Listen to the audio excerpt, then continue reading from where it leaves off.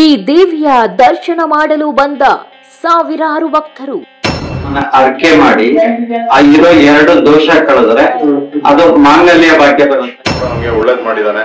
ಪ್ರತಿ ವರ್ಷ ನಮ್ಮ ವ್ಯವಹಾರಗಳಾಗ್ಲಿ ಆರೋಗ್ಯಗಳಾಗ್ಲಿ ಎಲ್ಲಾ ರೀತಿನೂ ನಮ್ಗೆ ಅನುಕೂಲ ಮಾಡಿಕೊಟ್ಟಿದ್ದಾನೆ.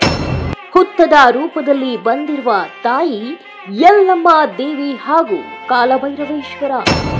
ಹೊಂಬಾಳೆ ಒಳಗೆ ತಂಬಿಟ್ಟು ತಾಮೂಟ, ಹೊನ್ನಿನ ಹೊಂಬಾಳೆ ಒಳಗೆ ತಂಬಿಟ್ಟು ತಾಮೂಟ ತಂದಿ 3 ತಲೆಮಾರಿಂದನೂ ಎಲ್ಲಾ ಭಕ್ತಾದಿಗಳು ವಂಶ ಪಾರಂಪರ್ಯ ಬರುವಂತ ಭಕ್ತಾದಿಗಳು. ಕುಂಬಳಕಾಯಿ ದೀಪ ಪ್ರತಿ ಶುಕ್ರವಾರ ಹಚ್ಚಿ ಹರಕೆ ಕಟ್ಟಿದ್ರೆ ಸಾಕು.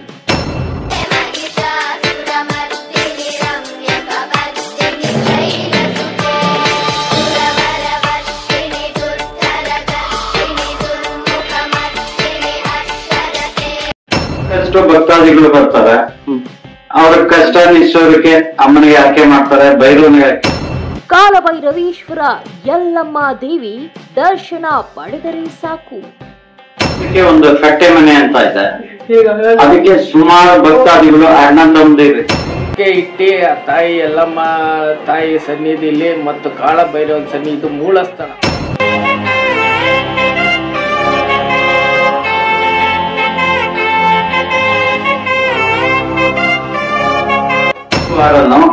ಅನ್ನದಾಸೋಹನೂ ಸಹ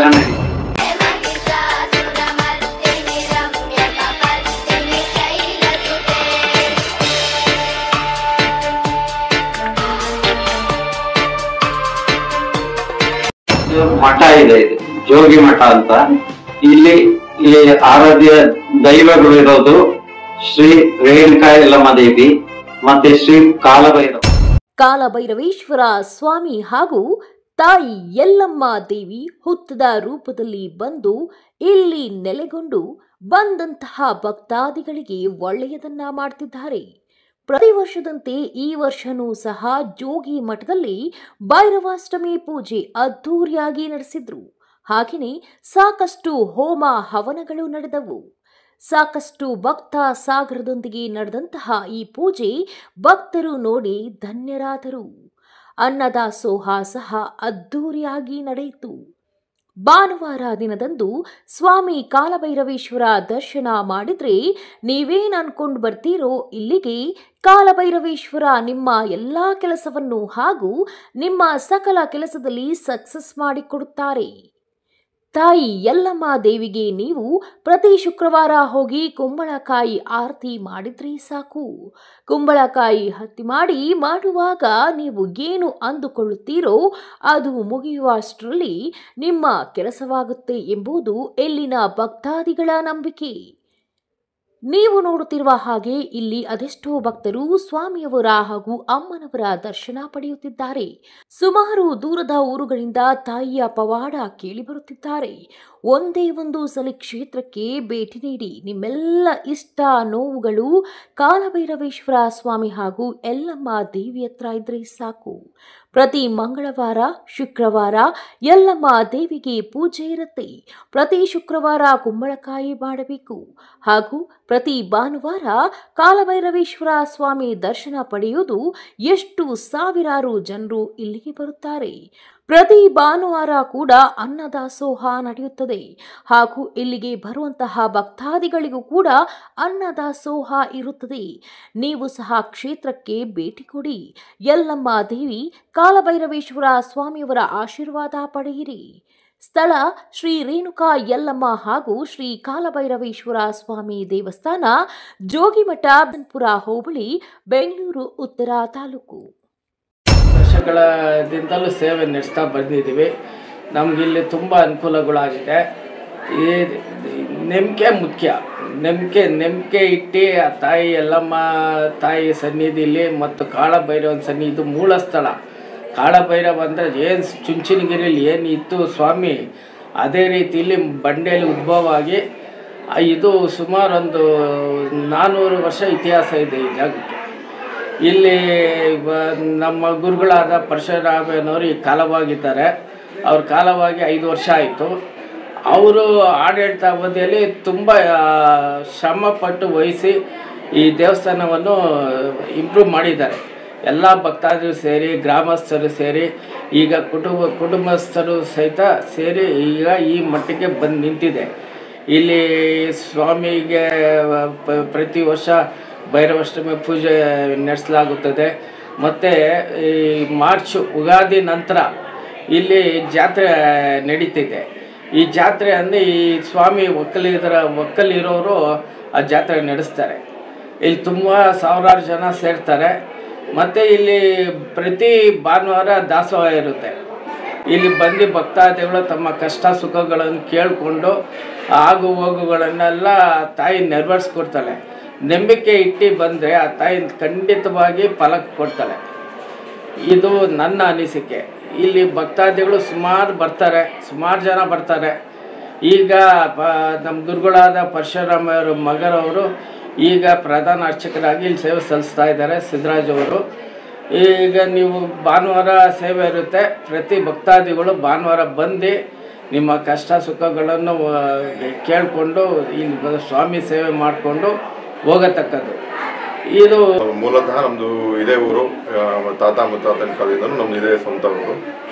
ಮತ್ತು ದೇವಸ್ಥಾನ ಕೂಡ ಈ ಒಂದು ದೇವಸ್ಥಾನ ನಮ್ಮ ಮನೆ ದೇವರು. ನಮ್ಮ ಮೂಲತಃ ನಮ್ಮ ಒಕ್ಕಲುತನ ಇದೇ ಮನೆ ನಮ್ಮದು. ಹೀಗಾಗಿ ಇಲ್ಲಿ ಪ್ರತಿ ವರ್ಷವೂ ಭೈರವಾಶ್ರಮ ಆಗಲಿ ಅಥವಾ ನಮ್ಮದೇವ್ರ ಜಾತ್ರೆ ಮಾಡ್ತೀವಿ, ಮೆರವಣಿಗೆ ಮಾಡ್ತಾರೆ, ತೇರು ಮಾಡ್ತಾರೆ. ಮತ್ತು ಇಲ್ಲಿ ಏನು ಪ್ರತಿಯೊಬ್ಬರೂ ಅವರ ಕಷ್ಟ ಸುಖಗಳು ಏನೇ ಇದ್ರೂ ಪ್ರತಿಯೊಂದಕ್ಕೂ ನಾವುಗಳು ನಮ್ಮ ಮನೆಗಳಲ್ಲಿ ಅಥವಾ ಅಕ್ಕಪಕ್ಕದ ಗ್ರಾಮಸ್ಥರು ಹೊರಗಡೆ ಸಿಟಿಯಿಂದ ಎಲ್ಲರೂ ಬರ್ತಾರೆ. ಎಲ್ಲರೂ ಬಂದು ಅವ್ರ ಕೋರಿಕೆಗಳನ್ನ ದೇವ್ರ ಮುಂದೆ ಅವರು ಬೇಡಿಕೊಂಡು ಅವ್ರಿಗೆ ಒಳ್ಳೆಯದಾಗಿದ್ದು ಭಾಳಷ್ಟು ಉದಾಹರಣೆಗಳಿದೆ. ನಾವು ಕೂಡ ನಮ್ಮ ಮೂಲತಃ ನಮ್ಮ ಮನೆ ದೇವರಾಗಿದ್ದರಿಂದ ಪ್ರತಿ ವರ್ಷ ಪ್ರತಿ ಹಬ್ಬ ಹರಿದಿನಗಳು, ಹುಣ್ಣಿಮೆ, ಅಮಾವಾಸ್ಯೆ ಪ್ರತಿ ಕ್ಷಣನೂ ನಾವು ಬರ್ತಾ ಇರ್ತೀವಿ. ಬಂದು ದೇವರಿಗೆ ನಮ್ಮ ಸೇವೆ ಸಲ್ಲಿಸಿ ಹಾಗೆ ದೇವರನ್ನ ನಾವು ಪ್ರಾರ್ಥನೆ ಮಾಡಿಕೊಂಡು ಎಲ್ಲದಕ್ಕೂ ಒಳ್ಳೇದಾಗಲಿ ಅಂತ ಕೇಳ್ಕೊತೀವಿ. ಹಾಗೆ ದೇವರು ಕೂಡ ನಮಗೆ ಒಳ್ಳೇದು ಮಾಡಿದ್ದಾನೆ. ಪ್ರತಿ ವರ್ಷ ನಮ್ಮ ವ್ಯವಹಾರಗಳಾಗಲಿ, ಆರೋಗ್ಯಗಳಾಗಲಿ ಎಲ್ಲ ರೀತಿಯೂ ನಮಗೆ ಅನುಕೂಲ ಮಾಡಿಕೊಟ್ಟಿದ್ದಾನೆ. ಮತ್ತು ಇದು ಮೊನ್ನೆ ಏನು ಸ್ಥಾಪನೆ ಆಗಿರೋ ದೇವಸ್ಥಾನ ಅಲ್ಲ, ಇದು ತುಂಬ ತಾತ ಮುತ್ತಾತನ ಕಾಲದಿಂದ ಆಗಿರೋದು. ಹಾಗಾಗಿ ಇದಕ್ಕೆ ತುಂಬ ಒಂದು ಇತಿಹಾಸ ಕೂಡ ಇದೆ. ಇತಿಹಾಸವಾದ ಸ್ಥಳ ಅಂತಲೇ ಹೇಳ್ಬೋದು. ಯಾಕೆಂದರೆ ಇದು ತುಂಬ ಚಿಕ್ಕದಾಗಿತ್ತು ಮೊದಲು ದೇವಸ್ಥಾನ. ಅದು ಮತ್ತೆ ಬೆಳೀತಾ ಭಕ್ತಾದಿಗಳು ಜಾಸ್ತಿ ಆಗ್ತಾ ಅದಕ್ಕೆ ಒಳ್ಳೆಯ ಒಂದು ಅಭಿಪ್ರಾಯ ಜನಗಳಲ್ಲಿ ಮೂಡಿ ಮತ್ತು ಅವರಿಗೆ ಒಳ್ಳೇದಾಗೋದ್ರಿಂದ ಪ್ರತಿ ದಿವಸನೂ ಕೂಡ ಬರ್ತಾರೆ, ದರ್ಶನ ಮಾಡ್ತಾರೆ. ಹಾಗೆ ಇಲ್ಲಿನ ಮೊದಲು ಇದ್ದಂಥ ಮಠಾಧಿಪತಿಗಳಾದ ಮಠಾಧಿಪತಿ ಶ್ರೀ ಪರಶುರಾಮಯ್ಯ ಅವರು ಕೂಡ ಭಾಳ ಅವರ ಮೂಲ ಪೂಜೆಗಳಿಂದನೇ ಈ ದೇವಸ್ಥಾನ ತುಂಬ ಹೆಸರು ಮಾಡಿತು, ಹಾಗೆ ತುಂಬ ಬೆಳೀತು. ಹಾಗೆ ಅವರ ಉತ್ತರಾಧಿಕಾರಿಯಾಗಿ ಅವರ ಮಗನಾದಂತಹ ಶ್ರೀ ಮಠಾಧಿಪತಿ ಸಿದ್ದರಾಜಣ್ಣ ಅವರು ಕೂಡ ನಡೆಸ್ಕೊಂಡು ಹೋಗ್ತಿದ್ದಾರೆ. ಹಾಗೆ ಅವರು ಈ ಒಂದು ದೇವಸ್ಥಾನಕ್ಕೆ ಅವರು ತನ್ನ ಮನಧನ ಪ್ರತಿಯೊಂದನ್ನು ಅರ್ಪಿಸ್ತಾ ಈ ದೇವಸ್ಥಾನಕ್ಕಾಗಿ, ಹಾಗೆ ನಮ್ಮ ಊರಿನ ಗ್ರಾಮಸ್ಥರುಗಳು, ಇಲ್ಲಳ್ಳಿ ಅಕ್ಕಪಕ್ಕದ ಗ್ರಾಮಸ್ಥರುಗಳು ಯಾವುದೇ ಜಾತಿ ಭೇದವಿಲ್ಲದೆ ಎಲ್ಲ ಜಾತಿಯವರು, ಎಲ್ಲ ವರ್ಗದವರು, ಎಲ್ಲ ಧರ್ಮದವರು ಕೂಡ ಬರ್ತಾರೆ. ಹಾಗೆ ಏನೇ ಒಂದು ಕಾರ್ಯಗಳು, ಮನೆಗಳ ಕಾರ್ಯಗಳಾಗಬೇಕು, ಒಂದು ಒಳ್ಳೆ ವ್ಯವಹಾರಗಳಾಗಬೇಕು, ಅಥವಾ ಏನೋ ಒಂದು ಕಷ್ಟಗಳು ಬಂದಾಗ ಪ್ರತಿಯೊಬ್ಬರು ಮದುವೆ ಆದಾಗ ಒಂದು ಇನ್ವಿಟೇಷನ್ ಪೂಜೆ ಮಾಡಿಸೋದಾಗ್ಬೋದು, ಅಥವಾ ಅವ್ರ ಮನೆ ಕೆಲಸ ಮಾಡಬೇಕಾದ್ರೆ ಏನಾದರೂ ಒಂದಕ್ಕೆ ಅವರು ಮನೆ ಪಾಯ ಹಾಕ್ಬೇಕಾದ್ರೆ ಬಂದು ಹೋಗೋದು. ಅದರ ದೇವರಲ್ಲಿ ಶ್ರೀ ರೇಣುಕಾ ಯಲ್ಲಮ್ಮ ದೇವಿಯ ಅನುಗ್ರಹ ಮತ್ತು ಶ್ರೀ ಕಾಲಭೈರವೇಶ್ವರ ಅನುಗ್ರಹವನ್ನು ಸನ್ನಿಧಿಗೆ ಬಂದು ಅವರ ಆಶೀರ್ವಾದ ಪಡೆದು ಈ ದೇವಸ್ಥಾನದಿಂದ ಮುಂದಿನ ಕಾರ್ಯಗಳನ್ನು ಪ್ರತಿ ಜನರು ಕೂಡ ಭಕ್ತಾದಿಗಳು ಕೂಡ ಮಾಡ್ತಾ ಇದ್ದಾರೆ. ಇದಕ್ಕೆ ಬರೀ ನಮ್ಮ ಅಕ್ಕಪಕ್ಕದ ಗ್ರಾಮಸ್ಥರುಗಳೆಲ್ಲ ಸಿಟಿಯಿಂದ ಬರ್ತಾರೆ, ಹೊರಗಿನ ಊರಿನಿಂದ ಬರ್ತಾರೆ. ಅವ್ರಿಗೆ ಯಾರಿಗೆ ಅನುಕೂಲ ಆಗಿದೆಯೋ ಒಬ್ಬರಿಂದ ವಿಷಯಗಳು ಹೊರಗಡೆ ಹೋಗಿ ತುಂಬ ಅನುಕೂಲವಾಗ ಒಂದು ವಾತಾವರಣ ಇರೋದ್ರಿಂದ ಜನಗಳು 3 ತಲೆಮಾರಿಗಳಿಂದ ನಾವೇ ನಡೆಸ್ಕೊಂಡು ಬರ್ತಾ ಇದ್ದೀವಿ. ಮೊದಲು ನಮ್ ತಾತ ಇದ್ರು, ಅದಾದ್ಮೇಲೆ ನಮ್ ಫಾದರ್ ಬಂದ್ರು, ಆದ್ಮೇಲೆ ನಾವು ಬಂದಿದೀವಿ. ಇದು 3rd ಜನರೇಷನ್ ಇಂದ ನಾವೇ ನಡೆಸ್ಕೊಂಡ್ ಬರ್ತಾ ಇದೀವಿ. ಇದು ಮಠ ಇದೆ, ಇದು ಜೋಗಿ ಮಠ ಅಂತ. ಇಲ್ಲಿ ಈ ಆರಾಧ್ಯ ದೈವಗಳು ಇರೋದು ಶ್ರೀ ರೇಣುಕಾ ಯಲ್ಲಮ್ಮ ದೇವಿ ಮತ್ತೆ ಶ್ರೀ ಕಾಲಭೈರವ. ಇವರು ಸುಮಾರು ಇಲ್ಲಿನ ಭಕ್ತಾದಿಗಳು ಇದ್ದಾರೆ. ಇದಕ್ಕೆ ಆ ಭಕ್ತಾದಿಗಳು ಸುಮಾರು ಅವರು ವಂಶ ಪಾರಂಪರ್ಯವಾಗಿ ಮನೆ ದೇವಿ ಭೈರವ ಮನೆ ದೇವರಾಗಿದ್ದಾರೆ. ಅದರಿಂದ ಈಗಲೂ ಇಲ್ಲಿ ಎಲ್ಲಾ ಕಾರ್ಯಗಳು, ಪೂಜೆ ಪುನಸ್ಕಾರ ಎಲ್ಲ ಪ್ರತಿ ಭಾನುವಾರ ವಿಶೇಷವಾಗಿರುತ್ತೆ, ಅಮಾವಾಸ್ಯೆ ವಿಶೇಷವಾಗಿರುತ್ತೆ, ಪೌರ್ಣಮಿ ವಿಶೇಷವಾಗಿರುತ್ತೆ. ಅಮ್ಮನಿಗೆ ಪೌರ್ಣಮಿ ಇದೆ, ಅಪ್ಪನಿಗೆ ಅಮಾವಾಸ್ಯೆ ಇದೆ. ಹಂಗಾಗಿ ನಾವು 3 ಜನರೇಷನ್ ಇಂದನು ಹಿಂಗೆ ನಡ್ಕೊಂಡ್ ಬರ್ತಾ ಇದೆ. ಮೂಲವಾಗಿ ವಿಗ್ರಹ ಇದ್ದಿದ್ದು, ಅಮ್ಮನ ವಿಗ್ರಹ ಇದ್ದಿದ್ದು ಈ ಹುತ್ತದಲ್ಲಿತ್ತು. ಈಗ ಮೂಲ ಭೈರವಂದು ಉದ್ಭವ ಮೂರ್ತಿ, ಚಿಕ್ಕದ ಒಂದು ಉದ್ಭವ ಮೂರ್ತಿ ಇದೆ. ಹಂಗಾಗಿ ಅಲ್ಲಿ ಒಂದು ಹುತ್ತದ ಎದುರುಗಡೆ ಬಂದು ಒಂದು ಜೀವಂತ ಸಮಾಧಿ ಇದೆ. ಆ ಸಮಾಧಿ ಮೇಲೆನೆ ಅಮ್ಮಂದು ಏನೇ ಇದ್ರು ವರ್ಷದ ನಾವು ಕಟ್ಲೆ, ಪೂಜೆ ಪುನಸ್ಕಾರ ಪ್ರತಿಯೊಂದು ಇದನ್ನ ಅಲ್ಲೇ ನಡೆಸ್ತೀವಿ. ಹಂಗಾಗಿ ಈಗ ಅದನ್ನ ನಾವು ಪೀಠ ಮಾಡಿದೀವಿ, ದತ್ತಾತ್ರೇಯ ಪೀಠ ಮಾಡಿದೀವಿ. ಇಲ್ಲಿ ಬಂದಂತ ಭಕ್ತಾದಿಗಳು ಇಲ್ಲಿ ನಾಗ ಪೂಜೆ ನಡೀತದೆ. ಈಗ ಎಲ್ಲಾ ನಮ್ಮ ಇರೋ ಭಕ್ತಾದಿಗಳು ಸುಮಾರು ಜನ ಇಲ್ಲೇ ನಾಗರ ಪೂಜೆ ಮಾಡ್ತಾರೆ ವರ್ಷದಲ್ಲಿ. ಆಮೇಲೆ ಕುಂಜದೋಷ, ಧಾತು ದೋಷದ ಪೂಜೆಗಳು ನಡೆಸ್ತೀವಿ ಇಲ್ಲಿ. ಅದರಲ್ಲಿ ಎಲ್ಲಾ ಭಕ್ತಾದಿಗಳು ಒಳ್ಳೇದಾಗಿದೆ. ಹಂಗಾಗಿ ಎಲ್ಲಾ ಭಕ್ತರು ವಂಶ ಪಾರಂಪರ್ಯಗಳು ನಡೆಸ್ಕೊಂಡು ಹೋಗ್ತಾರೆ. ಮೊದ್ಲಿಂದ ಚಿಕ್ಕದಿತ್ತು, ಇಲ್ಲಿ ಇಂಪ್ರೂವ್ ಆದಂಗೆ ಅದು ಬೆಳೀತಾ ಇದೆ. ಅದಕ್ಕೆ ಸೀಲಿಂಗ್ ಹೆಚ್ಚಾಗಿತ್ತು, ಅದಕ್ಕೆ ಈಗ ಬೆಳೆಯೋದಕ್ಕೆ ಅವಕಾಶ ಮಾಡ್ತಾರೆ.